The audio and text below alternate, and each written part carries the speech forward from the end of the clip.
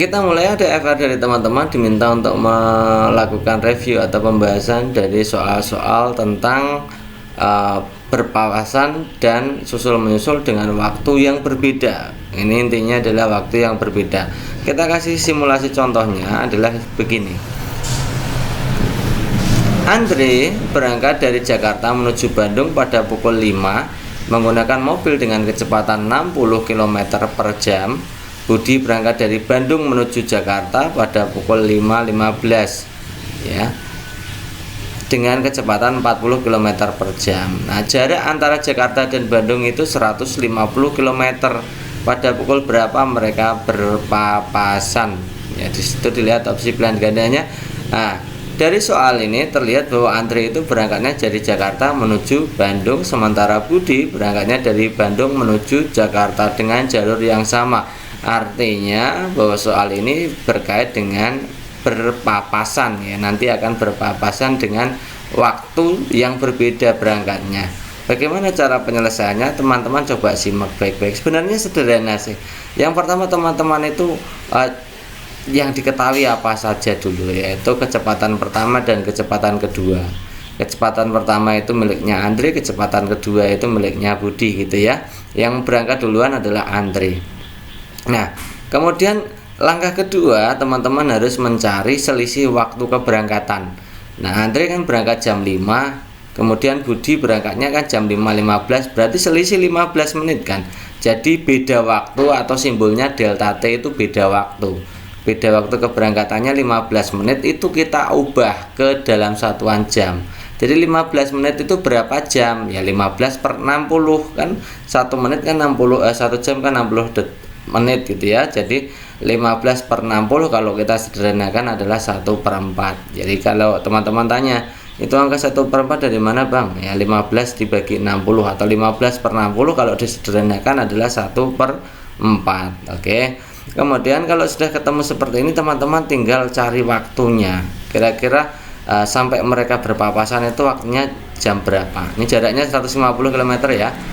Nah, ini rumusnya teman-teman silahkan dihafalkan. T sama dengan S dikurangi V1 delta T, V1 tambah V2. Ini kasusnya untuk berpapasan, waktunya beda. Berpapasan, waktunya beda. Rumusnya adalah T sama dengan S dikurangi V1 delta T per V1 tambah V2.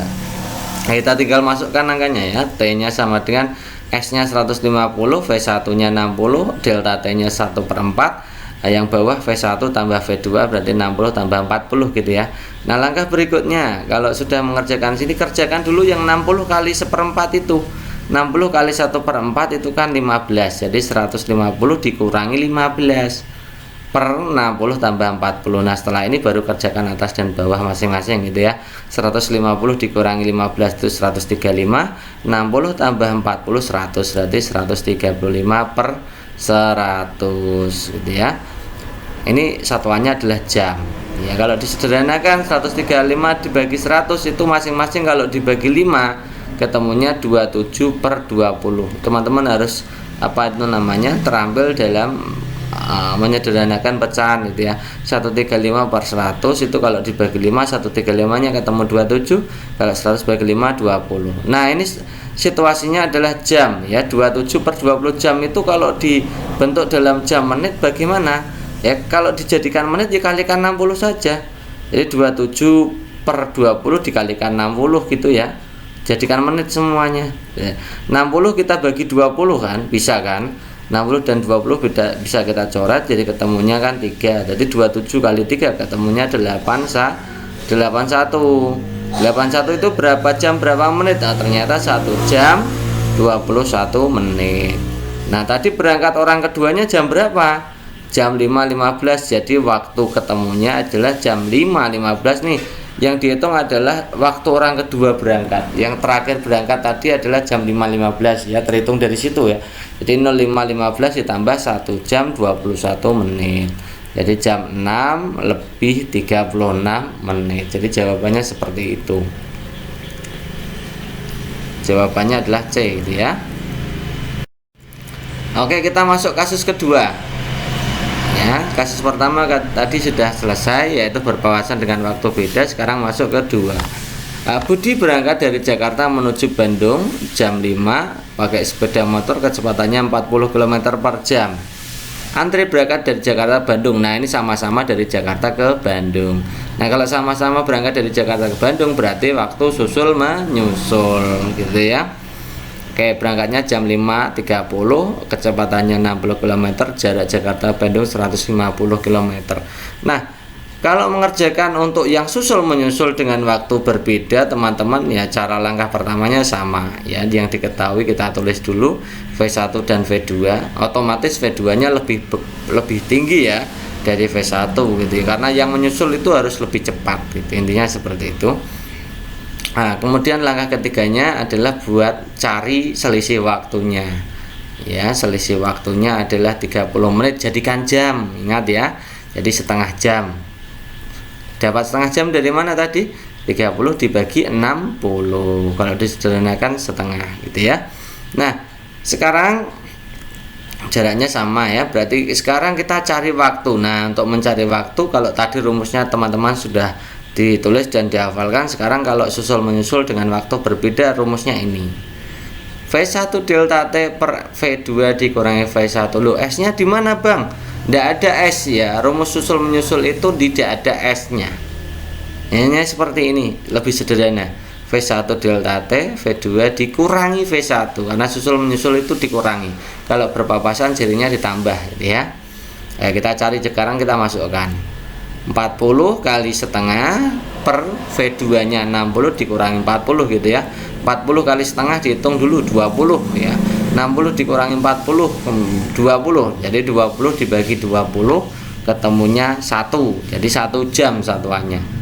Nah, berarti waktu pukul berapa antri dapat menyusul Budi? Ya, tinggal waktu orang kedua tadi berangkat jam berapa tadi? Jam 5.30 kan? Jadi 5.30 ditambah 1 jam, jadi jam 6.30. Jadi jawaban yang tepat adalah opsi D. Next, berikutnya ada yang curhat, Bang, bagaimana penjelasan untuk kaca spion dan teleskop gitu ya. Teleskop melihat bintang itu bagaimana, penggunaan sifat cahayanya seperti apa. Nah, kita kasih contoh yang seperti ini.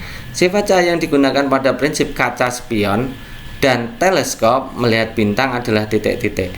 Apakah pemantulan dan pembiasan, pemantulan penguraian, pemantulan, pembiasan, atau peruraian dan pemantulan.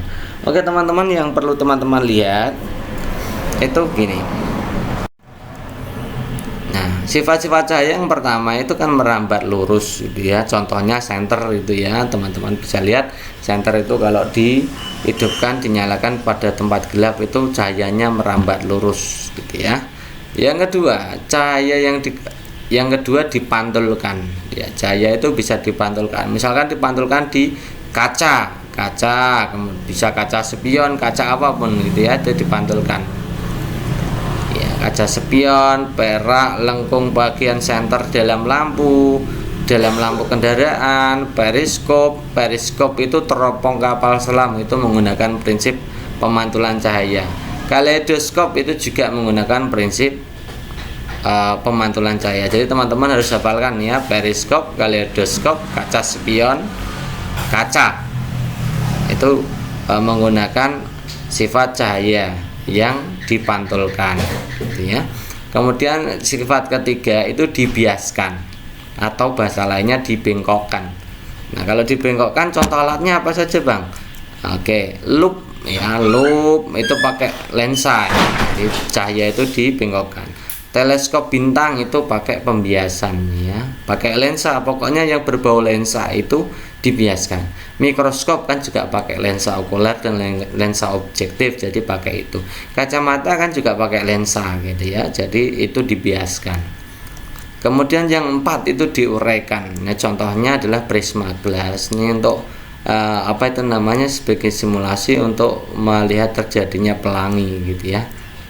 Ini contoh, ini gambar, kalau teman-teman tidak tahu tak kasih contohnya. Ini adalah gambar kaleidoskop ya. Kalau teman-teman melihat di situ ada dua cermin, ada cermin, kemudian Di dalamnya nanti kalau teman-teman melihat itu seperti kaleidoskop, itu macam-macam warnanya karena dipantul-pantulkan gitu ya. Kemudian ini adalah mikroskop. Jadi teman-teman saya kira sudah banyak yang tahu ini bentuk seperti ini mikroskop. Kemudian yang namanya ini teropong bintang ya. Teropong bintang itu seperti ini. Nah, ini namanya glass ya, prisma glass ini ya, peruraian cahaya. Nah, yang ini teropong pada kapal selam itu ya. Jadi menggunakan pemantulan cahaya. Kayak gitu ya. Nah, jadi kita bisa jawab kalau kaca spion itu jelas pemantulan, kalau teleskop itu adalah pembiasan. Jadi kaca spion pemantulan, teleskop pembiasan. Jadi jawaban yang tepat adalah opsi A. Sifat bayangan yang ditunjukkan gambar tersebut, ini ada anak sekolah yang sedang ngaca gitu ya. Nah, teman-teman perlu tahu itu ya, kalau kaca itu berarti kaca pada kaca apa namanya itu? Sebenarnya kaca itu ya.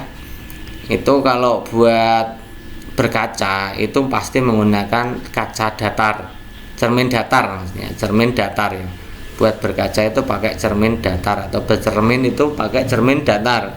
Nah, bagaimana sifat cermin datar? Apakah maya tegak diperkecil, maya terbalik sama besar, maya tegak sama besar, atau maya terbalik diperkecil? Nah, teman-teman perlu tahu bahwa cermin datar itu punya sifat bayangannya seperti ini. Silakan teman-teman simak. Yang pertama itu maya. Ya. Yang kedua sama besar dengan bidangnya. Jadi ukurannya pasti sama ya. Jadi kalau teman-teman itu tingginya 8 cm, 8 meter, pasti di kaca juga 8 meter gitu ya. Kemudian sama tegak ya, tegak ya. Kemudian jarak benda terhadap cermin juga sama. Jadi maya, tegak, sama besar. Jadi maya, tegak, sama besar. Jadi jawaban yang tepat adalah opsi B. Next, berikutnya itu ada gambar ya satu mobil yang didorong satu orang, yang sebelah kanan itu didorong oleh 2 orang gitu ya. Kira-kira gambarnya seperti itu. Kesimpulan yang tepat berdasarkan gambar di atas adalah apakah A, gaya berbanding terbalik dengan percepatan benda, apakah massa sebanding dengan gaya, ataukah gaya sebanding dengan percepatan benda, ataukah percepatan benda sebanding dengan massa, ataukah massa berbanding terbalik dengan percepatan gitu ya. Oke teman-teman, coba teman-teman lihat di situ, itu yang berbeda itu adalah gayanya gitu ya. Gaya berbeda, masanya kan sama, itu mobilnya tetap sama gitu ya. Jadi gayanya berbeda, yang ini masanya tetap gitu ya. Kemudian gayanya ini yang berbeda. Yang satu itu didorong 1 orang, jadi gayanya 1 orang. Yang satunya lagi adalah 2 orang, tapi masanya sama mobilnya sama gitu ya. Jadi masanya adalah tetap. Nah, nanti karena masanya tetap, kita akan mencari hubungan antara gaya dengan percepatan, dan masanya tetap. Di nih gaya, rumusnya kan F sama dengan M kali A. Itu adalah rumus dari hukum Newton 2 teman-teman. Teman-teman harus memahami ini. Bagaimana teman-teman itu mencari hubungan antara F dan M, F dan A dan M. Itu selalu keluar ya. Dari teman-teman yang curhat itu selalu keluar, bentuknya beda-beda. Contohnya soal seperti ini. Ya, mobilnya sama tapi yang satu didorong 1 orang, yang satu didorong 2 orang. Oh, berarti kalau begitu masanya tetap gitu ya. Karena yang mendorong berbeda, maka imbasnya apa? Karena masanya tetap, berarti kita akan mencari hubungan antara gaya dengan percepatan gitu ya. F dan A. Rumus dari F itu kan F sama dengan M kali A. Nah, F dan A itu sama-sama di atas. Ya, maka itu namanya sebanding. F dan A itu sebanding, berarti gaya itu harus sebanding dengan percepatan. Logikanya seperti ini teman-teman ya. Semakin banyak orang, semakin banyak gaya yang diberikan, nanti kan semakin cepat mobil kalau didorong, semakin banyak orang semakin cepat kan gitu. Itu logikanya ya. Semakin banyak orang, semakin cepat pula kecepatan mobil setelah didorong gitu ya. Jadi hubungannya adalah gaya sebanding dengan percepatan benda. Oke, next berikutnya, hewan yang memiliki ciri-ciri hidupnya di air, tidak memiliki tulang belakang, badannya elastis. Apakah belut, ulat, cacing, ular, atau lintah gitu ya. Ini teman-teman, soal seperti ini, menganalisa seperti ini termasuk kategori soal yang hot karena opsi pilihan gandanya hampir semuanya itu masuk gitu ya. Lalu bagaimana cara membedakannya? Yang pertama, kita analisis dulu ini, hewan yang tidak memiliki tulang belakang itu namanya avertebrata. Kalau dalam bahasa asingnya adalah invertebrata. Jadi kalau saya mengatakan avertebrata atau tidak memiliki tulang belakang atau invertebrata itu sama gitu ya. Yang memiliki tulang belakang namanya vertebrata gitu ya.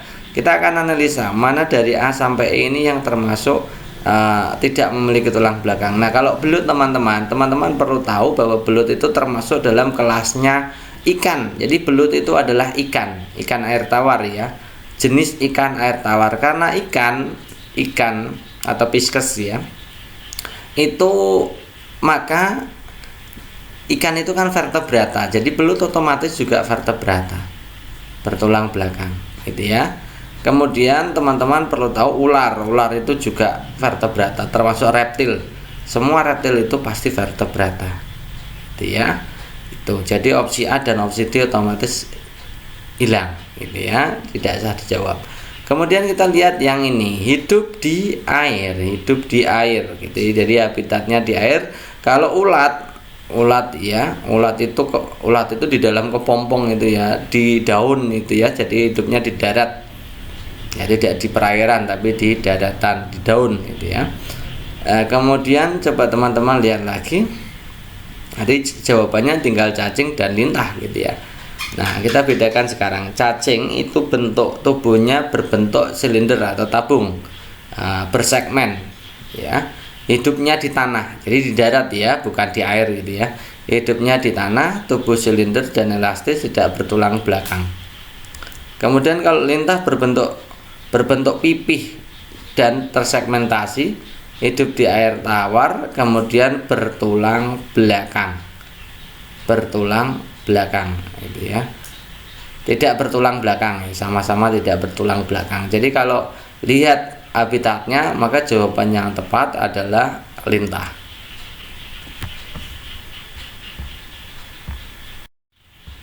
Next berikutnya, alasan mengapa bagian dalam lampu mobil menggunakan cermin cekung ya, yang warnanya perak gitu loh. Bagian dalam lampu itu kenapa dibuat dari cermin cekung? Apakah A bersifat konvergen sehingga cahaya yang dihasilkan lebih terang? Apakah B bersifat divergen sehingga cahaya yang dihasilkan lebih terang? Apakah memfokuskan cahaya sehingga cahaya yang dihasilkan menyebar? Apakah D memendarkan cahaya sehingga cahaya yang dipancarkan ke segala arah?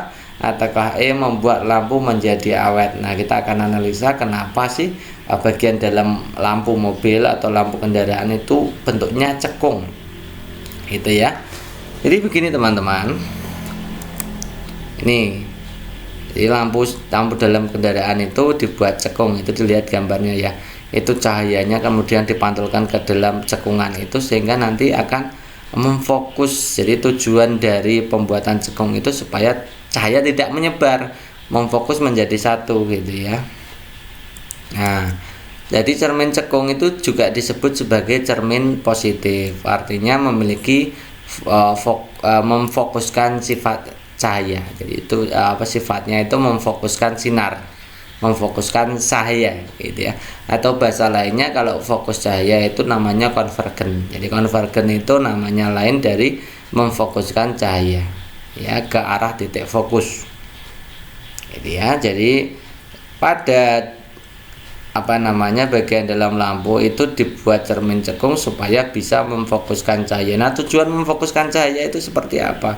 Nah, kalau lihat teman-teman lihat dari gambar di situ, otomatis itu cahaya itu kan banyak dipantulkan ke depan. Jadi yang ke depan itu cahayanya lebih terang. Nah, fokus cahaya yang dimiliki didasari oleh pemantulan pada cermin cekung yang cenderung mengarah kepada satu fokus.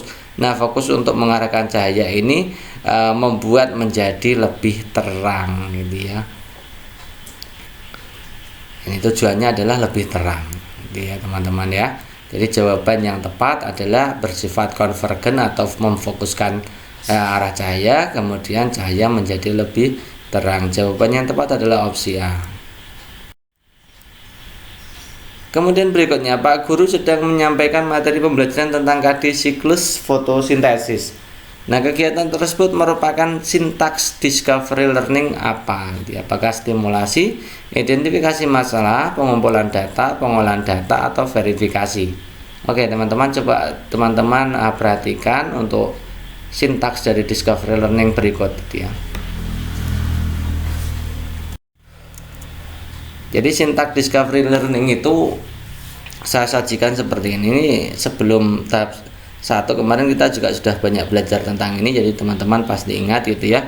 Jadi sintaks discovery learning itu ada 6, stimulasi, kemudian identifikasi masalah, pengumpulan data, pengolahan data, pembuktian atau verifikasi, dan generalisasi atau penarikan kesimpulan. Lalu saya memberikan bagaimana yang aktivitas yang dilakukan guru, bagaimana yang dilakukan oleh peserta didik. Biasanya yang ditanyakan adalah peserta didik. Nah, untuk kali ini ternyata yang dilakukan oleh guru aktivitasnya yaitu menyampaikan materi. Nah, kegiatan menyampaikan materi itu letaknya di mana? Apakah di stimulasi, identifikasi masalah, pengumpulan data, pengolahan data, verifikasi, atau generalisasi? Coba kita simak. Berarti kita fokusnya ke aktivitas guru ya teman-teman ya. Nah, saat stimulasi itu peran guru penting ya. Peran guru penting, yaitu guru memulai kegiatan pembelajaran dengan mengajukan pertanyaan. Jadi lebih aktif gurunya, mengajukan pertanyaan dulu, meminta siswa membaca buku, kemudian bisa menjelaskan di situ juga bisa ya. Kemudian mengarahkan pada persiapan pemecahan masalah. Jadi awal-awal dulu itu harus dijelaskan berupa pertanyaan, anjuran buku, membaca buku dan lain-lain gitu ya. Kemudian ketika identifikasi masalah itu peran guru mulai berkurang. Guru memberi kesempatan. Jadi 2 sampai terakhir itu sudah menjadi fasilitator mediator. Nah, ketika identifikasi masalah itu guru memberi kesempatan kepada peserta didik untuk mengidentifikasi sebanyak mungkin agenda-agenda masalah yang relevan dengan bahan pelajaran ya. Kemudian dipilih salah satu untuk dirumuskan hipotesisnya gitu ya. Yang kemudian kalau pengumpulan data, ketika pengumpulan data itu guru memberi kesempatan kepada para peserta didik mengumpulkan informasi yang sebanyak-banyaknya, membuktikan benar tidaknya hipotesis. Jadi peran guru sudah berkurang karena sudah memberikan kesempatan kepada peserta didiknya yang aktif. Jadi identifikasi masalah juga peserta didiknya yang aktif, pengumpulan data juga peserta didiknya yang aktif. Oke, kita sekarang lihat untuk pengolahan data. Pada pengolahan data, guru melakukan bimbingan pada saat peserta didik melakukan pengolahan data. Nah, proses bimbingan itu bukan menjelaskan materi ya teman-teman ya, menjelaskan kira-kira langkah seperti ini benar apa tidak gitu aja ya. Apa yang dilakukan itu siswa itu relevan atau tidak. Oke. Ketika pembuktian, nah proses verifikasi atau pembuktian itu tujuannya agar proses belajar berjalan dengan baik, kreatif. Nah, guru memberikan kesempatan pada peserta didik untuk menemukan konsep. Jadi masih sebagai fasilitator mediator ketika pada tahap pembuktian. Jadi peran guru sudah berkurang. Kemudian kalau menarik kesimpulan, itu proses penarikan kesimpulan yang dapat dijadikan prinsip umum dalam dan berlaku untuk semua kejadian atau masalah yang sama dengan memperhatikan hasil verifikasi. Jadi itu peran guru juga mulai berkurang. Dari sekian langkah tadi, 6 langkah tadi, berarti awal teacher center learning atau peran guru sangat dominan pada kegiatan discovery learning itu hanya pada tahap awal saja, yaitu pada saat stimulasi atau pemberian rangsangan gitu ya teman-teman. Jadi pada saat ini peran guru sangat vital ya. Nah, berarti kita bisa jawab, menyampaikan materi pembelajaran pada situs itu berarti masuknya di tahap stimulasi atau perangsangan gitu ya, pemberian rangsangan. Jadi jawaban yang tepat adalah A. Nah, kalau nanti teman-teman di opsi pilihan gadanya ada opsi pemberian rangsangan, yaitu sama dengan stimulasi. Itu ya teman-teman ya. Dalam pembelajaran menulis huruf tegak bersambung yang memiliki tipe sama dengan huruf K adalah ataukah BHLD, DTB, BHL, atau BHDT, atau SLH. Nah teman-teman, untuk membelajarkan huruf tegak bersambung, teman-teman saya kira juga lebih paham gitu ya. Jadi huruf tegak bersambung itu ada beberapa tipe ya. Yang pertama itu adanya jambul ya, jambul penuh. Itu untuk huruf B, H, K, L. B, H, K, L itu jambul penuh. Kemudian kalau jambul setengah, yaitu huruf D dan T, itu jambulnya setengah. Ya, jambul kecil gitu ya. Oke, kemudian setelah jambul setengah, itu huruf yang tidak memiliki jambul dan juga tidak memiliki ekor. Ini A, C, I, M, N, O, R, S, U, V, W, X, Z itu tidak punya jambul, tidak punya ekor gitu ya. Kemudian huruf yang memiliki ekor dan jambul dua-duanya ada, itu huruf F ya, jambul setengah dan ekor juga punya itu ya. Kemudian kalau yang berekor ada dua ya, huruf berekor itu ada dua, yaitu ekor penuh dan ekor setengah ya. Ekor penuhnya adalah G, J, Y, G, J, Y, dan ekor setengahnya adalah P, Q. Jadi kalau ekor penuhnya G, J, Y, ekor setengahnya P, Q gitu ya. Oke, jadi itu ada 5 aturan untuk membelajarkan huruf tegak bersambung. Jadi K itu yang sama atau yang setipe itu ya jelas ya. K itu setipe dengan BHL. Jadi jawaban yang tepat adalah opsi C. Next berikutnya, adat cowongan dan gebuk endi.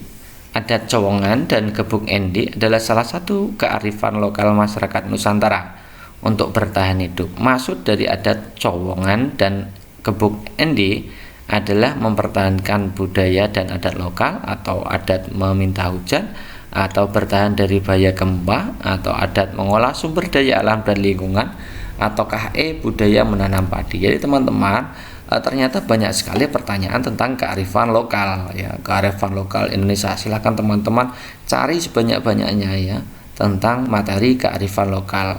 Nah, contoh kearifan lokal ya, kearifan lokal bertahan hidup seperti ini, kemudian kearifan lokal dalam menangani bencana, kemudian kearifan lokal dalam macam-macam gitu ya. Ternyata banyak kearifan lokal di Indonesia itu teman-teman, berarti harus banyak membaca ya. Silakan baca teman-teman gitu ya. Oke, kita akan kaji untuk cowongan dan gebuk endi ini sebenarnya kearifan lokal bidang apa sih.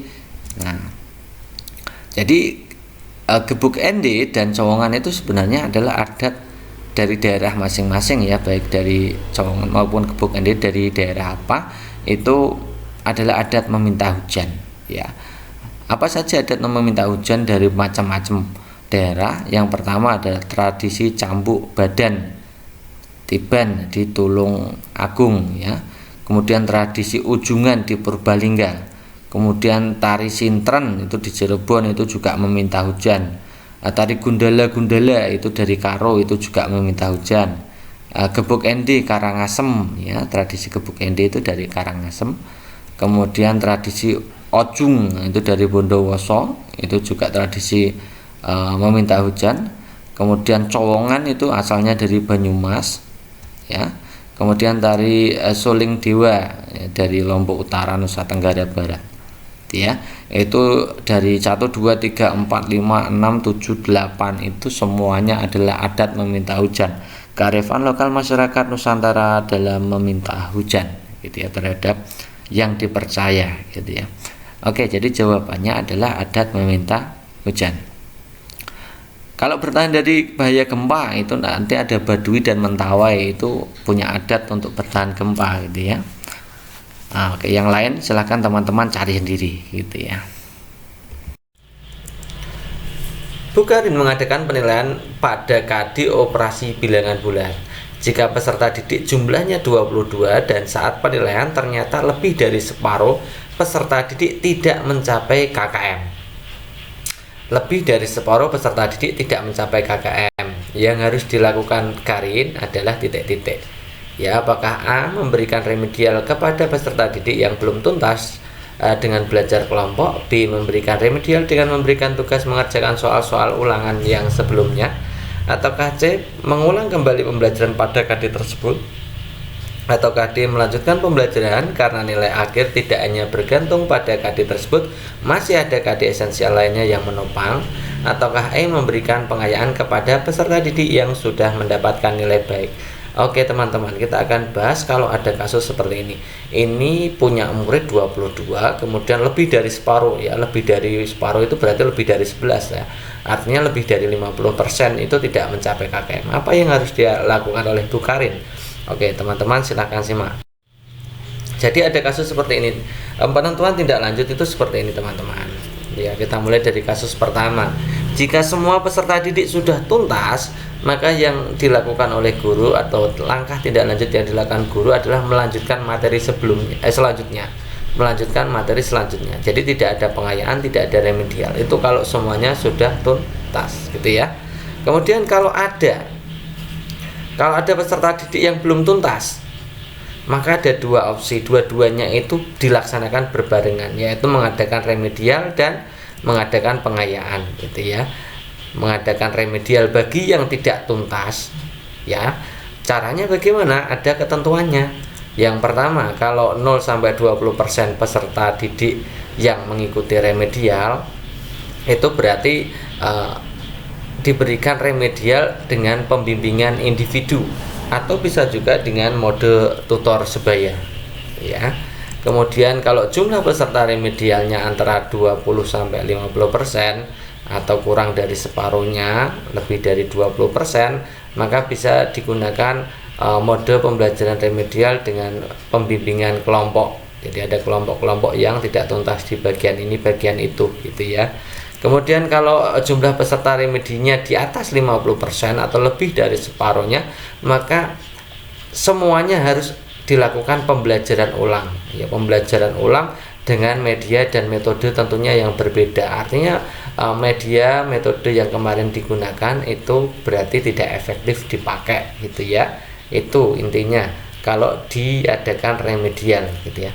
Nah, bagi peserta didik yang sudah tuntas, itu diadakan pengayaan materi, gitu ya, yang memiliki tingkat kesulitan lebih tinggi atau bisa dengan proyek ya, supaya bisa terlatih berkolaborasi dan menyelesaikan suatu permasalahan atau proyek tertentu. Itu adalah step-step yang harus dilakukan guru dalam rangka merancang tindak lanjut pembelajaran, ya, tindak lanjut penilaian pembelajaran. Jadi kita bisa jawab karena di sini yang remedi atau yang remedial itu pesertanya lebih dari separuh peserta didik, maka yang harus dilakukan adalah mengulang kembali pembelajaran pada KD tersebut. Jawaban yang tepat adalah opsi C, gitu ya teman-teman ya. Berikutnya urutan langkah pembelajaran. Di situ ada memberikan apersepsi materi, menyampaikan tujuan pembelajaran, melakukan refleksi pembelajaran, meminta peserta didik mendiskusikan topik, guru menjelaskan secara singkat materi. Urutan yang tepat dalam menyusun langkah pembelajaran. Jadi teman-teman, banyak sekali kemarin soal tentang RPP, langkah-langkah dari rencana pelaksanaan pembelajaran ya. Itu diberikan beberapa langkah pembelajaran, nanti teman-teman diminta untuk prosedurnya, untuk urutannya bagaimana, gitu ya. Kita mulai dulu, berarti pertama kita petakan dulu itu masuk di kegiatan pendahuluan, kegiatan inti atau kegiatan penutup, gitu ya. Memberikan apersepsi materi. Apersepsi itu pramateri ya, sebelum materi atau materi sebelumnya yang ada hubungannya dengan materi sekarang. Jadi ini kegiatan apersepsi materi itu otomatis masuk di kegiatan pendahuluan ya, atau kegiatan pendahuluan, gitu ya. Kemudian menyampaikan tujuan pembelajaran itu juga pendahuluan. Melakukan refleksi pembelajaran itu kegiatan penutup teman-teman ya, kegiatan penutup. Meminta peserta didik mendiskusikan topik itu kegiatan intinya di sini. Kegiatan guru menjelaskan secara singkat itu juga inti. Nah, urut-urutannya kan pendahuluan dulu, baru inti, baru penutup, gitu ya. Nah, kita mulai dari pendahuluan dulu. memberikan persepsi materi dulu atau menyampaikan tujuan pembelajaran dulu? Ya, yang benar adalah tujuan pembelajaran dulu baru persepsi gitu ya. Tiba-tiba melakukan persepsi materi kan tidak enak, kan harus tahu dulu ini yang mau diajarkan tentang topik apa. Jadi nomor 1 di sini, nomor 2-nya di sini. Kemudian masuk ke inti, guru menjelaskan materi dulu atau guru langsung meminta peserta didik berdiskusi topik. Ya, yang paling bagus ya tipenya yang nomor 5 dulu. Jadi nomor 3-nya di sini, nomor 4-nya di sini, dan terakhir penutupnya di sini. Jadi kalau urut-urutannya yang lengkap itu berarti 2, 1, 5, 4, 3, 2, 1, 5, 4, 3. Ini jawabannya ya. Jadi teman-teman kalau sudah bisa jawab berarti bagus gitu ya. Berikutnya urutan pertempuran melawan penjajah. Di situ tersedia 4 pertempuran. Yang pertama pertempuran Ambarawa, agresi militer 2, pertempuran Surabaya, atau perlawanan Batavia. Urutan peristiwa yang tepat, perang melawan penjajah dalam mempertahankan kemerdekaan. Artinya setelah kemerdekaannya kita akan analisa nanti mana saja yang setelah kemerdekaan. Yang jelas untuk perlawanan Batavia itu Jakarta ya. Perlawanan Jakarta itu adalah perlawanan sebelum kemerdekaan gitu ya. Nah, kita mulai ya. Jadi pertempuran Ambarawa itu peristiwa ini dimulai saat pasukan sekutu di bawah pimpinan Brigjen Battle mendarat di Semarang tanggal 20 Oktober 45. Nah, pasukan sekutu yang sedang menuju Magelang membuat kerusuhan. Hal ini membuat masyarakat memboikot dan menyerang sekutu gitu ya. Kemudian pertempuran Surabaya itu terjadi pada tanggal 10 November 45. Itu ya, itu ada keterangannya di situ. Kita mulai dari tanggal 25 Oktober 45 itu sekutu di bawah komando Brigjen AWS Malabi itu tiba di Surabaya. Tanggal 28 Oktober 45 terjadi pertempuran antara rakyat Surabaya melawan sekutu yang menewaskan Brigjen Malabi gitu ya. Hal ini membuat sekutu murka dan meminta rakyat bersenjata menyerahkan diri pada tanggal 9 November. Namun ultimatum itu tidak dipenuhi sehingga sekutu menyerang Surabaya tanggal 10 November. Ya, rakyat Surabaya tidak mengindahkan ultimatum tersebut. Bung Tomo justru berhasil membakar semangat para rakyat Surabaya dalam melakukan perlawanan. Ini ya, ini hari pahlawan 10 November 45. Jadi Ambarawa dulu apa Surabaya dulu? Ya jelas ya, yang Ambarawa dulu. Kemudian kalau agresi militer 2 Belanda itu dilancarkan pada tanggal 19 sampai 20 Desember 48. Jadi tahunnya 48 ya. Operasi Gagak ini berawal dari serangan di Yogyakarta yang saat itu merupakan ibu kota dan pusat pemerintahan Indonesia. Nah, serangan pun meluas ke sejumlah kota di Jawa dan Sumatera. Tujuan dari agresi militer Belanda 2 adalah untuk melumpuhkan pusat pemerintahan Indonesia sehingga Belanda bisa menguasai Indonesia kembali. Ini tujuan dari agresi militer 2 Belanda. Ini tanggal 4 tahun 48 gitu ya. Kemudian kalau penyerbuan Batavia tadi kita sudah bahas. Penyerbuan Batavia itu salah satu peristiwa ikonik terjadi di tahun 1628 sampai 1629. Yang memimpin adalah Sultan Agung dari Kesultanan Mataram ya, menyerang Batavia atau Jakarta ya, pusat VOC di Nusantara pada saat itu. Jadi penyerbuan Batavia atau perlawanan rakyat Jakarta itu, perlawanan Jakarta itu terjadi sebelum perang kemerdekaan ya, sebelum terjadi kemerdekaan. Jadi kita bisa urutkan ya. Pertempuran Ambarawa, Batavia tadi tidak, Ambarawa tadi nomor 1, kemudian baru Surabaya, yang terakhir adalah agresi militer 2. Ini ya, jadi urut-urutannya 1, 3, 2. Perhatikan gambar, di situ ada gambar anak kecil yang sedang menulis huruf itu R, kemudian S-nya terbalik, T-nya bagus, O-nya bagus, V-nya bagus, W-nya bagus, tapi di situ menulisnya agak turun gitu ya, agak turun. Nah, dari gambar merupakan salah satu kesulitan siswa atau kelainan siswa, yaitu apakah disleksia, dysgraphia, dyscalculia, auditory and visual processing disorder, atau non-verbal learning disability. Nah, kita bahas ulang gitu ya. Kalau dyscalculia itu kesulitan menghitung, memecahkan matematika, menangkap konsep matematika, itu dyscalculia. Kalkulator itu kan alat hitung gitu ya teman-teman ya, itu menghafalkannya begitu. Kemudian kalau dysgraphia, graph itu kan tulisan ya. Jadi kalau dysgraphia itu kesulitan menulis, biasanya merangkai huruf, membuat kalimat, tulisannya jelek, tidak rapi, tidak teratur, ukurannya tidak sama, itu namanya dysgraphia. Kalau disleksia itu sulit membaca, membedakan huruf tidak bisa, mengubah kata, mengucapkan lafaz gitu ya. Itu juga sulit sekali, itu namanya disleksia. Kalau auditory and visual processing disorder itu gangguan sensorik yang mempengaruhi kemampuan anak untuk memahami bahasa tertulis dan lisan. Kemudian nonverbal learning disability itu kondisi ini merujuk pada ketidakmampuan anak untuk menggunakan aspek intuitif atau pengaturan visual dan pengolahan fungsi saat belajar.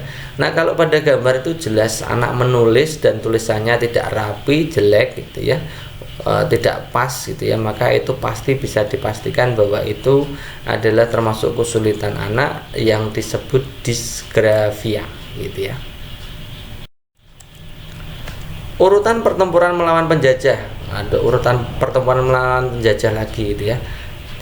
Perang setelah kemerdekaan, tadi sudah ada pertanyaan, sekarang ada pertanyaan ini lagi. Pertama, Bandung Lautan Api, agresi militer Belanda 1, pertempuran Puputan Margarana, perlawanan Makassar, kemudian ada Medan Area. Nah, ini teman-teman selain menganalisa mana yang terjadi setelah kemerdekaan, juga urutan waktu atau urutan peristiwanya seperti apa. Oke teman-teman, silahkan simak gitu ya. Jadi pertempuran Puputan Margarana itu terjadi di tahun 46, 20 November 46 gitu ya. Terjadi di Bali, melibatkan TKR Divisi Sunda Kecil di bawah pimpinan Kolonel I Gusti Ngurah Rai ya, dengan pasukan Belanda yang ingin menguasai wilayah Bali. Nah, pasukan I Gusti Ngurah Rai berhasil memojokkan Belanda, namun Belanda yang terdesak segera memanggil bala bantuan. Nah, I Gusti Ngurah Rai beserta segenap pasukannya terus memaksa bertahan hingga titik darah penghabisan. Nah, titik darah penghabisan inilah yang namanya Puputan ya. Nah, akhirnya mereka harus gugur gitu ya. Kemudian untuk perlawanan Makassar itu di daerah Goa Talo. Nah, perlawanan Goa Talo atau Makassar itu terjadi pada zaman kejayaan Goa Talo, kerajaan Goa Talo ya, ketika berada di bawah pemerintahan Sultan Hasanuddin. Jadi ini Hasanuddin terjadi di tahun 1653 sampai 1669 Masehi. Artinya ini terjadi sebelum kemerdekaan. Yang lawannya adalah VOC gitu ya. Latar belakangnya adalah VOC menginginkan hak monopoli perdagangan di kawasan Indonesia Timur. Nah, VOC melakukan blokade terhadap kapal-kapal yang akan berlabuh di Somba Opu gitu ya. Jadi perlawanan Makassar jelas ya, itu terjadi sebelum kemerdekaan. Kalau pertempuran Bandung Lautan Api itu terjadi pada tanggal 23 sampai 24 Maret 46 ini ya. Ini awalnya peristiwa Bandung Lautan Api itu dimulai pada tanggal 13 Oktober 45. Pasukan sekutu diboncengi Nika tiba di kota Bandung. Nah, pasukan sekutu mulai menduduki kota Bandung dengan alasan melucuti dan menawan tentara Jepang. Pada tanggal 27 November 45 mereka mengeluarkan ultimatum kepada para pejuang agar meninggalkan area Bandung Utara. Namun para pejuang menolak. Nah, baru setelah pemerintahan pusat Jakarta turun tangan, Tentara Republik Indonesia atau TRI itu bersedia mengosongkan Bandung. Namun sebelum meninggalkan Bandung pada tanggal yang disebut tadi, para pejuang menyerbu pos-pos sekutu, membumi hanguskan kota Bandung. Maka namanya Bandung Lautan Api gitu ya. Maret 46. Kalau Medan Area itu terjadi pada tanggal 13 Oktober 45 ya. Awalnya dimulai dari tanggal 9 Oktober 45 itu tentara sekutu yang diboncengi Nika itu mendarat di Medan dipimpin oleh Kelly. Nah, sebelum Nika telah mendaratkan pasukan di bawah pimpinan Westerling. Sebelumnya Nika telah mendaratkan pasukan di bawah pimpinan Westerling gitu ya. Para pemuda Medan segera membentuk TKR. Nah, pada tanggal 13 Oktober 45 itu terjadi pertempuran yang dikenal dengan Medan Area. Ini 45 Oktober 45 gitu ya. Jadi kalau Medan Area dan Lautan Api, Bandung Lautan Api itu duluan Medan Area. Kalau agresi militer 1 itu terjadi di tanggal 21 Juli sampai 5 Agustus 47. Ini 47 itu berarti ya. 1 tahun berikutnya baru agresi militer 2 gitu ya. Sebab agresi militer Belanda 1 ini adalah kekalahan Belanda dalam peperangan. Nah, kekalahan itu membuat ekonomi Belanda lesu, maka ingin menjajah Indonesia kembali ya, untuk menopang perekonomian. Itu tujuan utamanya begitu. Nah, maka kalau kita bisa urutkan tadi yang tidak apa, Makassar ya kita silang dulu. Yang pertama berarti yang ini. Kita tanggalnya pasang dulu gitu ya. Ya, jadi yang paling awal adalah Medan Area. Kemudian baru setelah itu adalah Maret ya, di Maret 46 itu Bandung Lautan Api, kemudian Puputan Margarana, baru agresi militer 1. Jadi jawabannya adalah 5132. Ya. Perhatikan gambar, di situ ada gambar anak kecil yang sedang menghitung gitu ya. Yang sedang menghitung, kepalanya sampai pusing, itu ditaruh di board gitu ya. Dari gambar merupakan salah satu kesulitan siswa, yaitu apakah disleksia, disgrafia, dyscalculia, auditory and visual processing disorder, atau non-verbal learning disability. Nah, kemarin tadi ya kita baru bahas itu ya. Kalau dyscalculia kesulitan menghitung, dysgrafia kesulitan menulis, disleksia itu kesulitan membaca, kalau auditory and processing disorder itu gangguan sensorik, kalau non-verbal learning and disability itu merujuk pada ketidakmampuan anak untuk aspek intuitif, pengaturan visual, pengolahan fungsi saat belajar. Jadi kalau dalam gambar itu jelas yaitu tentang matematika, berarti pasti dyscalculia. Patih Pranggulang menghunus pedangnya. Ia mengayunkan pedang itu dengan cepat ke tubuh Tunjung Sekar, tapi aneh sebelum mengenai Tunjung Sekar, pedang itu jatuh ke tanah. Patih Pranggulung memungut pedang dan membacokkan lagi ke tubuh Tunjung Sekar. 3 kali Patih Pranggulang melakukan hal itu, akan tetapi semuanya gagal. Nah, paragraf di atas termasuk ke dalam jenis paragraf apa? Apakah argumentatif, persuasif, deskriptif, naratif, atau eksposisi atau ekspositif ya. Oke, kita akan cek dulu ya pengertiannya. Kemarin kita sudah pernah bahas, supaya mengingat lagi kita bahas lagi pengertian dari masing-masing paragraf ini supaya teman-teman itu tambah paham gitu ya. Kalau paragraf narasi itu hubungannya dengan urutan waktu, urutan peristiwa, urutan kejadian. Kalau eksposisi itu adalah paragraf bersifat informatif, isinya fakta-fakta jelas, padat, menarik. Kalau deskripsi, nah, itu adalah paragraf yang berisi penggambaran suatu objek, biasanya dengan menggunakan panca indera. Kalau paragraf argumentasi itu berisi argumen atau pendapat, kemudian didukung oleh fakta-fakta untuk menguatkan argumen gitu ya. Kemudian kalau paragraf persuasif itu paragraf yang isinya itu bujukan atau ajakan untuk kepada pembaca, sehingga pembaca itu semakin yakin dengan sesuatu yang disampaikan penulis ya. Kemudian kalau teks eksplanasi itu menjelaskan apa dan bagaimana peristiwa itu bisa terjadi, biasanya menggunakan peristiwa alam, peristiwa sosial, gejala pengetahuan, gejala budaya, dan lain-lain gitu ya. Jadi teman-teman harus paham ini dulu supaya nanti bisa jawab untuk soal-soal model seperti ini. Nah, kita kembali, coba kita lihat ya. Patih Pranggulang menghunus pedangnya gitu. Kita mulai dari ini, peristiwanya menghunus pedang. Setelah menghunus pedang terus apa? Mengayunkan pedang. Ya, mengayunkan pedang. Kemudian apa lagi? Kemudian memungut pedang ya.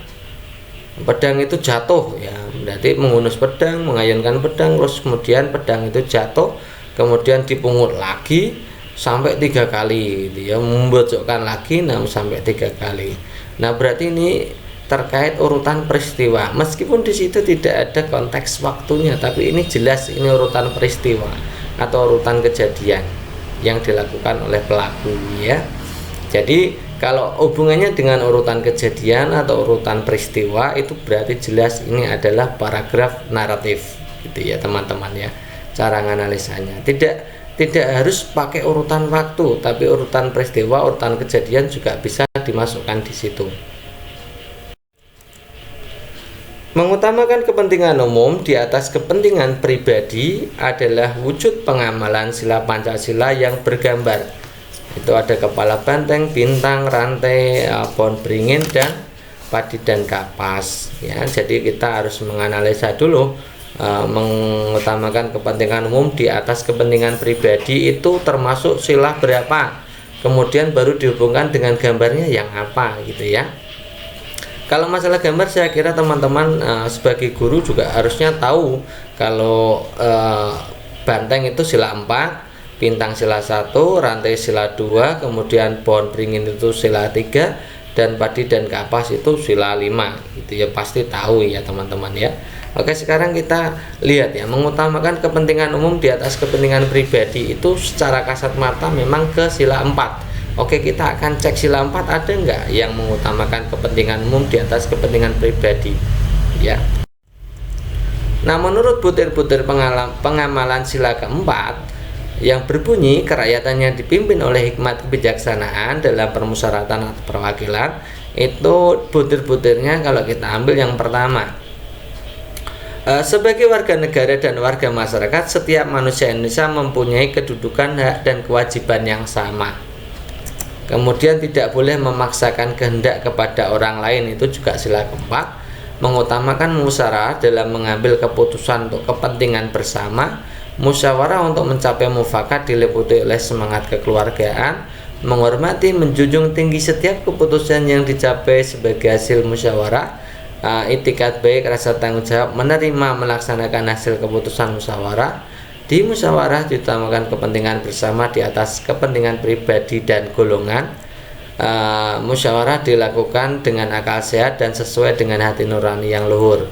Keputusan yang diambil harus dapat dipertanggungjawabkan secara moral di hadapan Tuhan Yang Maha Esa. Kemudian menjunjung tinggi harkat dan martabat manusia, nilai kebenaran, nilai keadilan, mengutamakan persatuan dan kesatuan demi kepentingan bersama.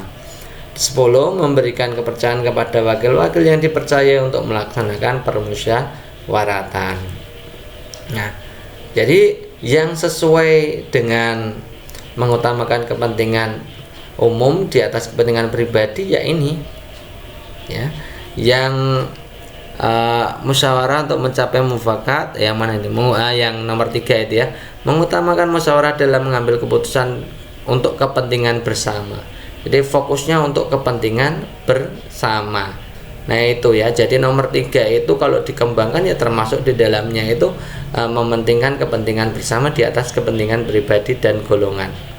Nomor 3 itu masuk gitu ya teman-teman ya. Nomor 7 juga masuk. Nomor 7 di dalam musyawarah diutamakan kepentingan bersama di atas kepentingan pribadi dan golongan. Jadi 3 dan 7 itu menopang untuk pertanyaan tadi. Memang benar, berarti jawaban yang tepat adalah sila keempat. Ini kadang-kadang teman-teman itu kan kalau tidak membaca secara global butir-butir Pancasilanya nanti sulit menentukan hubungannya seperti apa gitu ya teman-teman ya. So jawabannya berarti A gitu ya, sila keempat. Gambarnya adalah gambar kepala banteng. Kemudian ada pertanyaan ini tentang bagaimana menulis daftar pustaka. Di situ judulnya adalah Membina Remaja, pengarangnya J.S. Badudu, kemudian penerbitnya Pustaka Prima, tahun terbit tahun 2000, kota terbitnya di Bandung. Penulisan daftar pustaka yang benar adalah titik-titik. Ini saya kira teman-teman juga sudah banyak yang tahu ya. Kita mulai lagi untuk mengingat-ingat lagi kalau memang lupa atau teman-teman yang baru bergabung biar bisa jawab juga gitu ya. Bagi teman-teman yang sudah bisa tinggal pilih gitu ya. Oh berarti nanti kalau benar ya berarti teman-teman sudah menguasai. Yang pertama tentang aturan menulis nama. Ya, yang paling depan sendiri itu harus nama. Ya, nama yang dipakai nama marga dulu baru namanya gitu ya. Nah, kalau JS Badudu ditulisnya maka harusnya dibalik ya, Badudu JS gitu ya. Jadi kalau yang opsi B dan C itu kurang tepat gitu ya. Oke, tinggal opsi A, D, E kan gitu, caranya jawab gitu aja. B, C silang aja gitu ya. Kemudian setelah nama maka tahun terbit ya. Semuanya sudah menggunakan tahun terbit, oke. Kemudian setelah tahun terbit itu adalah judul. Judulnya harus ditulis italik atau miring gitu ya. Jadi kalau yang opsi opsi E itu kan ditulis tegak ya, maka ini salah gitu ya. Kemudian yang nomor 4 itu baru kota terbitnya. Yang terakhir baru penerbitnya. Jadi yang paling terakhir itu penerbit, kota terbit itu nomor 4 gitu ya. Oh, berarti yang D ini jelas salah ya. Kan harusnya Bandung dulu baru penerbitnya. Gitu ya. Jadi jawaban yang tepat adalah opsi A. Pemanfaatan serangga sebagai salah satu sumber makanan bukanlah hal yang asing lagi. Masyarakat di Gunung Kidul memanfaatkan ngengat, pohon jati sebagai salah satu sumber makanan. Fase hewan tersebut yang dapat dimanfaatkan manusia sebagai sumber makanan berprotein tinggi adalah titik-titik. Apakah imago, apakah pupa, apakah B pupa larva, larva imago atau telur pupa. Teman-teman yang perlu teman-teman ketahui dulu istilah lain dari imago itu apa. Teman-teman silahkan diingat-ingat ya. Bagi yang belum paham, yang sudah paham ya tinggal diulangi lagi. Imago itu dewasa, pupa itu kepompong ya. Kemudian larva itu ulatnya ya. Kemudian telur sudah paham ya. Jadi kalau pupa itu pompong, larva ulat, imago dewasa. Oke, sekarang kita lihat ya, di situ ngengat pohon jati. Ngengat itu jenisnya jenis kupu-kupu atau kupu jati ya. Kupu-kupu dari ulat jati itu namanya ngengat ya. Salah satu bagian dari ngengat. Karena ngengat itu banyak macamnya. Yang di sini yang difokuskan adalah ngengat jati. Artinya kupu jati ya. Kupu jati. Di jati itu kadang di musim ngengat itu ulat-ulatnya itu banyak sekali ya, ulat jati ya, yang turun sampai ke bawah ke tanah itu ya. Itu banyak sekali yang dimanfaatkan untuk bahan makanan gitu ya. Ini contohnya seperti ini. Kalau ungkrung, nah ungkrung itu larva itu ulat jati. Ini bentuknya seperti ini teman-teman. Kalau digoreng nah sedap sekali ini teman-teman ya. Ini larva jati. Ini tahap larva ini biasanya digunakan sebagai bahan makanan ya, atau bahasa lainnya ungkrung itu ulatnya gitu ya, ulatnya. Kemudian ada lagi yang sudah menjadi ungker ya. Ungker itu pupa ya, bentuknya seperti ini teman-teman ya. Ini ungker ya. Jadi dua ini yang bisa dimanfaatkan untuk bahan makanan. Ini enak sekali teman-teman kalau mau coba ya. Tentunya kalau bagi teman-teman yang tidak jijik gitu ya. Oke, jadi jawaban yang tepat adalah pupa dan larva. Pupa itu pompong atau ungkernya, kemudian larva itu ulatnya gitu ya. Oke, next berikutnya, hewan yang mempunyai tahapan daur seperti lalat. Apakah kumbang, capung, lebah, kupu-kupu, kecoa, nyamuk, katak, lebah, kumbang tanduk, belalang, laron, dan kumbang tanduk. Oke teman-teman, sekarang teman-teman lihat ya, lalat itu apa dulu? Lalat itu metamorfosisnya apa? Nah, kita tahu bahwa lalat itu metamorfosisnya adalah sempurna. Ada larva, ada pupa, ada telur, larva, pupa, imago. Ya, jadi lalat itu mengalami metamorfosis sempurna. Yang lain, hewan yang lain yang mengalami metamorfosis sempurna ya katak, lebah, kumbang tanduk, ya, macam-macam ya, nyamuk ya, nyamuk juga, kemudian tawon ya, kupu-kupu gitu ya. Nah, sekarang kita akan analisa mana-mana saja ya hewan yang ada di opsi pilihan gandanya. Kalau kumbang saja bukan kumbang tanduk, itu metamorfosisnya adalah metamorfosis tak sempurna. karena bentuknya hanya larva, nimfa, imago. Jadi ini bukan, capung juga bukan. Ya, lebah ya, kupu-kupu itu ya, itu sempurna. Kecoa tidak, ya, nyamuk iya, kata iya, lebah iya, kumbang tanduk iya. Jadi opsi C ini semuanya masuk. Belalang itu jelas tidak, laron juga tidak, kumbang tanduk iya. Jadi jawaban yang tepat ya opsi C gitu ya teman-temannya. Saat musim hujan kita harus mewaspadai penyakit demam berdarah. Tahapan daur hidup hewan yang menjadi perantara penularan penyakit tersebut adalah titik-titik. Perantara penularan, apakah di tahap pupa, larva, imago, tempayan. Oke, kita akan lihat ya. Jadi teman-teman kan pasti tahu ya, DB itu yang apa itu namanya, yang menularkan kan nyamuk Aedes ya, nyamuk Aedes ya. Kalau pupa tadi apa, pompong, larva itu jentik-jentiknya, imago itu yang dewasa nyamuknya, tempayan itu sama jentik-jentiknya sama larvanya gitu ya. Nah, kalau yang menyebabkan penyakit demam berdarah itu perantaranya hidup pada fase dewasa ya, fase nyamuknya. Nyamuk Aedes aegypti itu membawa virus dengue ya, yang menyebabkan penyakit DB ya, ketika nyamuk terbang dan menghisap darah manusia. Jadi nyamuknya sudah terbang, punya sayap, artinya nyamuk dewasa itu ya. Jadi jawaban yang tepat ya opsi C. Beberapa siswa mengalami gangguan pencernaan karena jajanan di kantin. Setelah diamati banyak lalat yang berterbangan di kantin sekolah. Tahapan daur hidup lalat yang dapat mengakibatkan peristiwa tersebut adalah larva, telur, pupa, imago. Ya, yang berbahaya itu intinya ya, mengakibatkan gangguan pencernaan. Ini tentu saja kalau lalat itu pasti di fase dewasanya ya teman-teman, karena lalat itu kan suka hinggap di tempat-tempat kotor gitu ya, tempat-tempat kotor, sampah, kemudian masuk di jajanan menyebabkan siswa mengalami gangguan pencernaan. Jadi lalat dewasa. Nah tadi lalat dewasa itu berarti yang opsi D.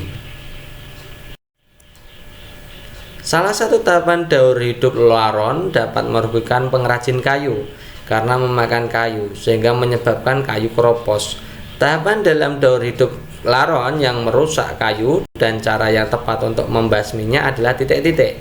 Apakah A, nimfa dengan cara mengolesi kayu menggunakan herbisida kimia berdosis tinggi? Apakah B, nimfa dengan cara menempatkan kayu di ruang yang cukup sinar matahari? Imago dengan cara mengolesi kayu menggunakan herbisida kimia. Imago dengan cara menempatkan kayu di ruang yang cukup sinar matahari. Ini berarti kita diminta untuk analisa. Nah soal-soal seperti ini yang sering keluar teman-teman, menganalisa ya. Kita harus tahu dulu itu si laron, apa namanya, laron itu yang merusak kayu itu fasenya apa? Oh, laron itu sebenarnya adalah rayap teman-teman.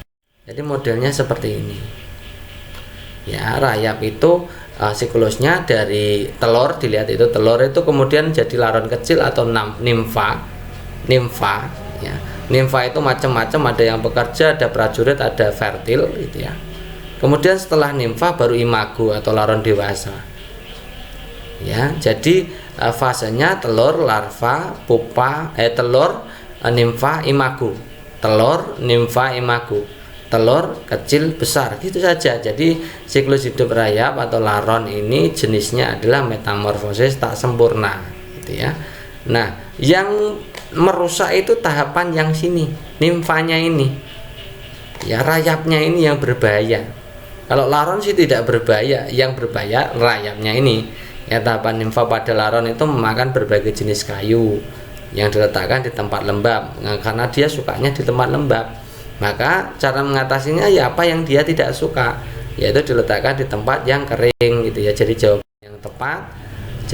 yang tepat, ya jawaban yang B gitu ya. Perhatikan langkah fotosintesis berikut.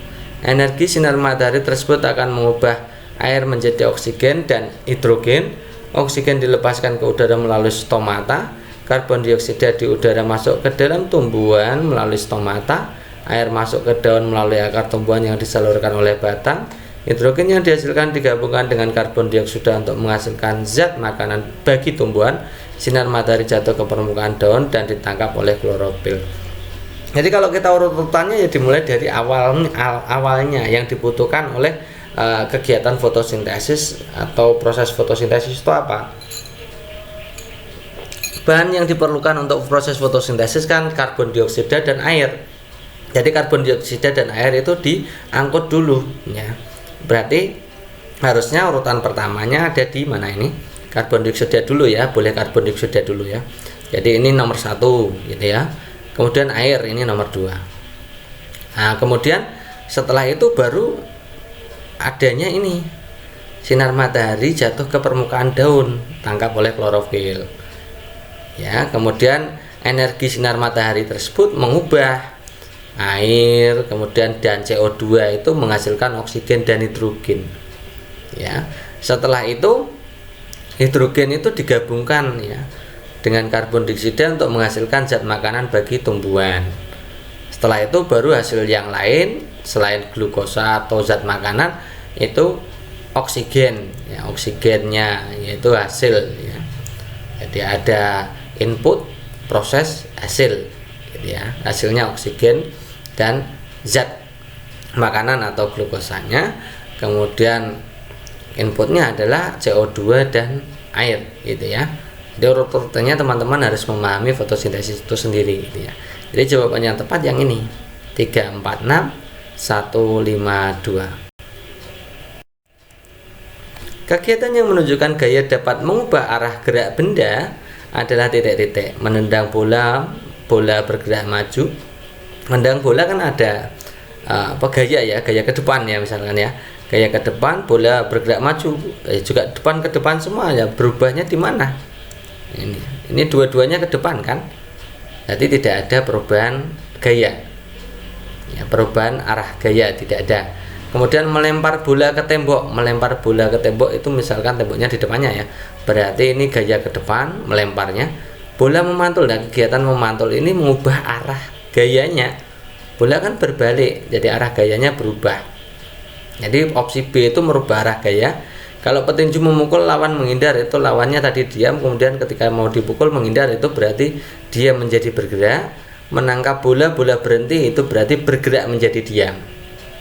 Yang A tadi berarti bisa dikategorikan kalau menendang bola, bola bergerak maju, itu ya mengubah benda diam menjadi bergerak. Diam menjadi bergerak ya. Yang mengubah arah gerak benda berarti jawabannya adalah opsi B. Perhatikan kegiatan berikut: mendorong mobil yang mogok, memukul bola yang dilempar, membuat gerabah. Secara urutan, kegiatan di atas menunjukkan sifat gaya dalam titik-titik. Ini ada mengubah bentuk, mengubah arah, membuat benda diam menjadi bergerak, dan seterusnya. Langsung saja kita analisa ya supaya ini cepat. Yang pertama, mendorong mobil yang mogok. Kan mobil mogok itu berhenti, kemudian didorong menjadi bergerak. Jadi membuat benda diam menjadi bergerak. Memukul bola yang dilempar. Bola yang dilempar itu arah gayanya menuju pelempar.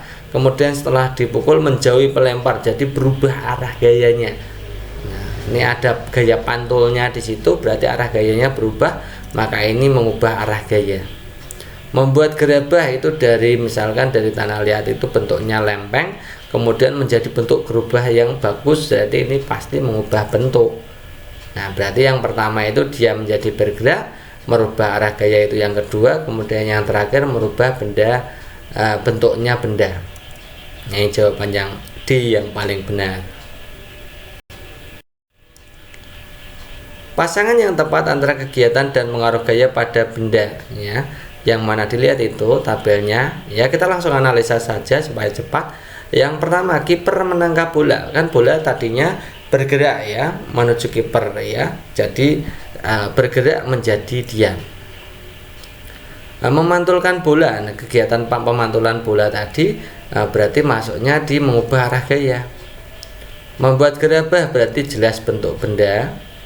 Mengerem sepeda, mengerem sepeda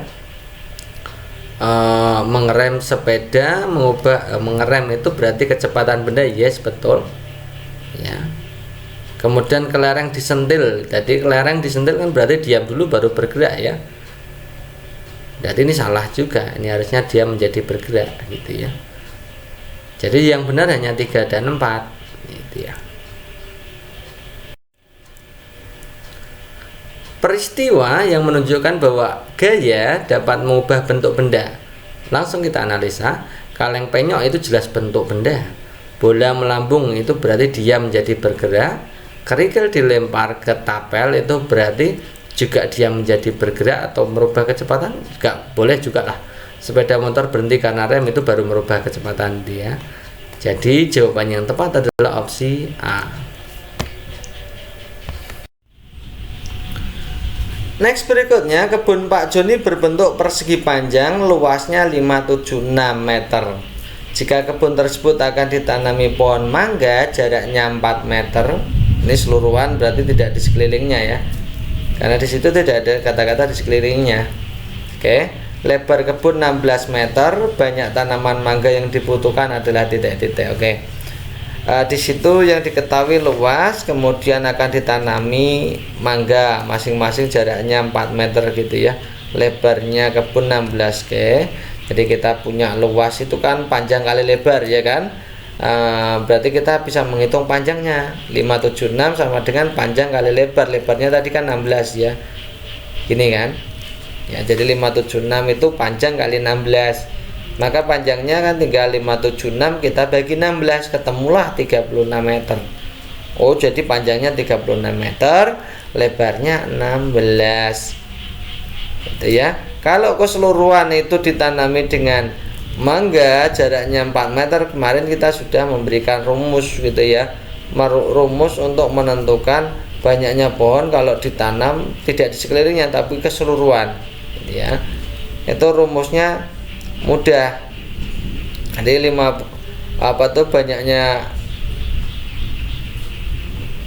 banyaknya mangga atau banyaknya itu rumusnya tinggal panjang dibagi jarak ditambah 1 dikalikan lebar dibagi jarak tambah 1 ya. Panjang dibagi jarak tambah 1, lebar dibagi jarak tambah 1, karena di situ bentuknya persegi panjang.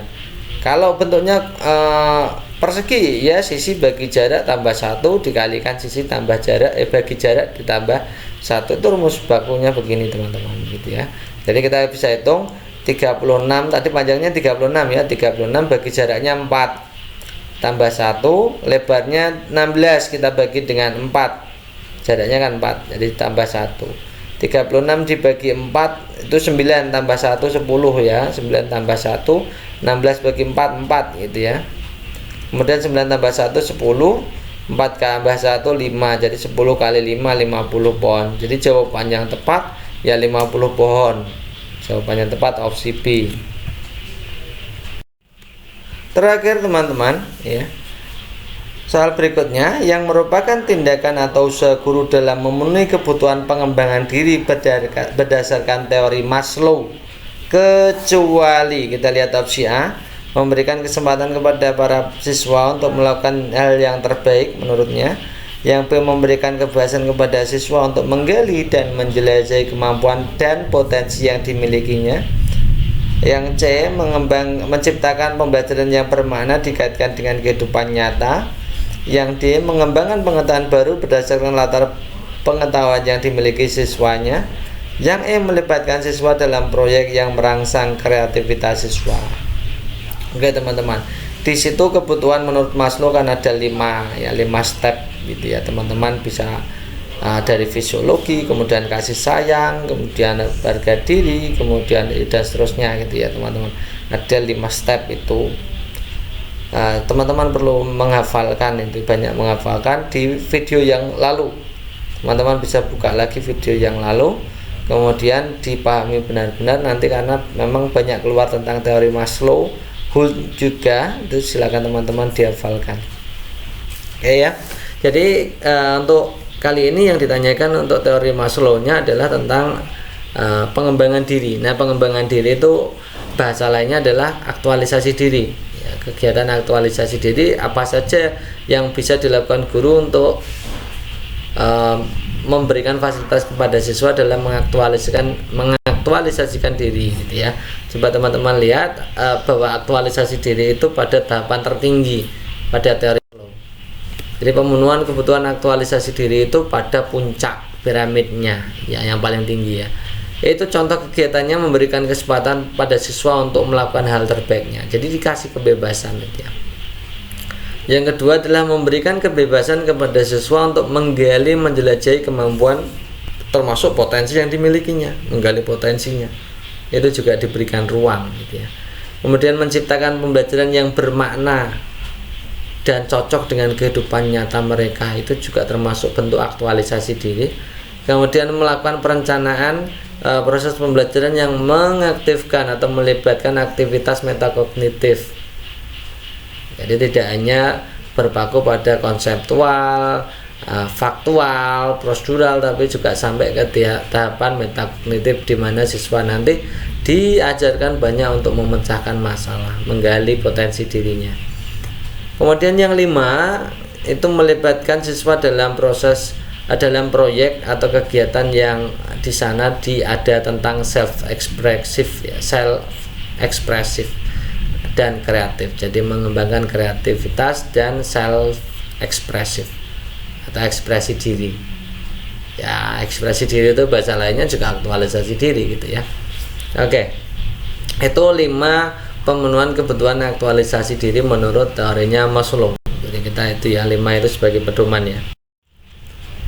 Oke, jadi tindakan mana yang sesuai dengan pemenuhan kebutuhan pengembangan diri berdasarkan teori Maslow, yang tidak yang mana? Kita lihat yang opsi A. Memberikan kesempatan kepada peserta didik melakukan hal terbaiknya, jelas ini adalah aktualisasi diri, termasuk pengembangan diri itu ya. Oke, memberikan kebebasan kepada siswa untuk menggali, menjelajahi kemampuan dan potensi, ini jelas aktualisasi diri. Kemudian menciptakan pembelajaran yang bermakna, ini jelas aktualisasi diri. Mengembangkan pengetahuan baru berdasarkan latar belakang pengetahuan yang dimilikinya, itu bukan aktualisasi diri. Ini tahapannya masih dalam kebutuhan harga diri siswa, termasuk menghargai siswa dengan mengajarkan pembelajaran yang ada di sekitar siswa atau apa yang diketahui siswa atau latar pengetahuan yang dimiliki siswa gitu ya. Kemudian melibatkan siswa dalam proyek yang merangsang kreativitas, itu jelas aktualisasi diri. Itu ya teman-teman. Jadi jawaban yang tepat, yang bukan yang mana ya tentu saja yang D. Nah, itu dulu teman-teman untuk pembahasan kali ini. Semoga untuk pembahasan kali ini bermanfaat untuk teman-teman semua dan tetap belajar dengan serius ya. Stay tune di channel kita tercinta. Terima kasih atas perhatiannya. Assalamualaikum warahmatullahi wabarakatuh.